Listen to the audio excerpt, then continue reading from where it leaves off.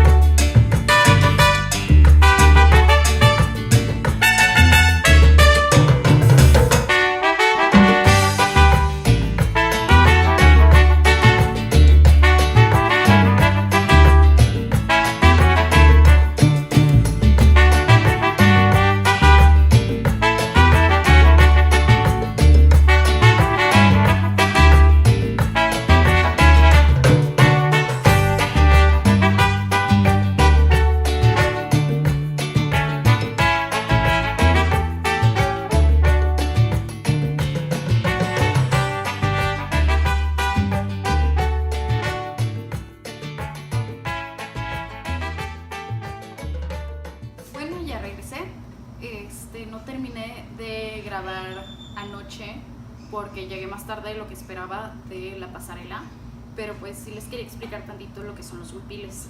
El huipil tengo entendido que viene de náhuatl, que significa vestido adornado. Entonces son estas prendas muy típicas mexicanas que están llenas de bordados, llenos de colores, llenos de flores, en las cuales cada uno tienen significados y son algo muy innato de la cultura mexicana. Tradicionalmente son prendas que usan las mujeres indígenas y hacen mujeres indígenas que datan desde la época prehispánica. Esto quiere decir que son de antes de la época de que llegaron los españoles a México y toda América en general. Y hasta donde tengo entendido hay dos tipos de huipiles, uno de uso diario y uno ya de uso en ocasiones más especiales. Hay huipiles que son bastante sencillos, que pueden tardar 1 o 2 semanas en crear sus bordados, pero luego hay huipiles que son tan detallados, tan coloridos, tan únicos, que pueden tardar hasta 2 años nada más bordando una sola blusa. Es una artesanía muy única de la zona.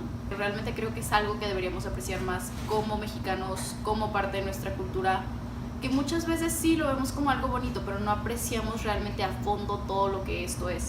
Los huipiles se ven mucho más en zonas como Chiapas, Oaxaca y Yucatán, más para el sur, donde era el auge y el centro de estas culturas indígenas en México. También son parte tradicional de muchas zonas de Latinoamérica, sobre todo de Centroamérica, ya que también hay mucha cultura maya en países como Guatemala, varios indígenas en zonas como Belice, que tienen esta misma ropa tradicional, puesto que estas comunidades no estaban delimitadas geográficamente a cómo los países terminaron estando. También, ya para terminar con este corto video, porque no quiero extenderme mucho, les quiero comentar estos aretes y el collar que lo compré ahí mismo en la pasarela. Se lo compré a unas mujeres indígenas y realmente creo yo que cuando veamos a mujeres indígenas en la calle vendiendo productos, vendiendo sus artesanías, no hay que regatearle, porque me cayó muy gordo que había una señora regateándole a estas mujeres para intentar comprarle los aretes y el collar a un precio mucho más barato de lo que estaban ofreciéndole, porque al final de cuentas son artesanías, están hechos a mano, son parte de nuestra cultura, y estas mujeres se esmeran realmente haciendo todo esto. O sea, es arte, no es nada más, es joyería, no es un pedazo de plástico que puedas regatear, y son personas que realmente le echan muchas ganas a su trabajo. Entonces sí quisiera que, aunque sea poca gente la que vea esto, poca gente la que pues le gusta, no poca gente, que las personas que vean este tipo de artefactos, este tipo de joyería, este tipo de productos hechos a mano, hechos por mujeres indígenas, hechos por personas indígenas en general, intenten no regatearle, cómprenselo al precio que lo den un precio justo, son cosas que realmente valen la pena. Si ven un huipil en la calle, no le intenten regatear para que esté más barato, son prendas que son difíciles de hacer, son bordados que les cuesta mucho trabajo y tiempo a estas personas hacer.